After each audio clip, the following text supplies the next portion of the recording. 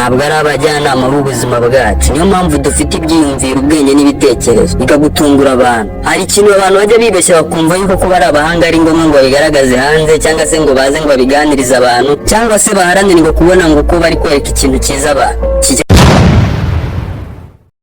Inshuti yawe iri muri wowe, inshuti yanjye iri muri njye. Fata ibibazo byawe n'ibitekerezo byawe n'ibyifuzo byawe n'intego zawe ubiganirize ya nshuti ufite mu mutima wawe. Wibisohora hanze ngo byereke babandi bandi badafite icyo baza kuza kubikoraho, niba abandi baza kuza kukubwira ngo iyo nkwitegereje mbona ngo uri iki ngiki. Wishakire ubufasha mu bantu bro, ubufasha bwawe buri muri wowe. Ya nshuti yawe ufite muri wowe niyo yonyine ifite ubushobozi bwo kuba yakuganiriza kubwira ngo ibi ngibi ufite wabibyaza n'iki ngiki. Ni wowe mujyanama w'ubuzima bwawe, ni wowe imbaraga z'ubuzima bwawe, niyo bitekerezo by'ubuzima bwawe.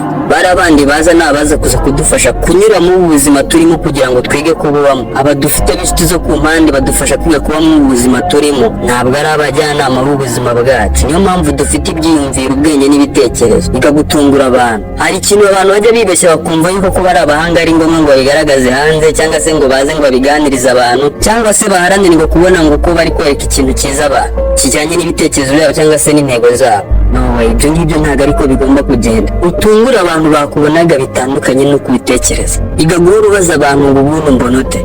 Ibyo ngibyo by'uko bakubona ari byo biguha inspiration.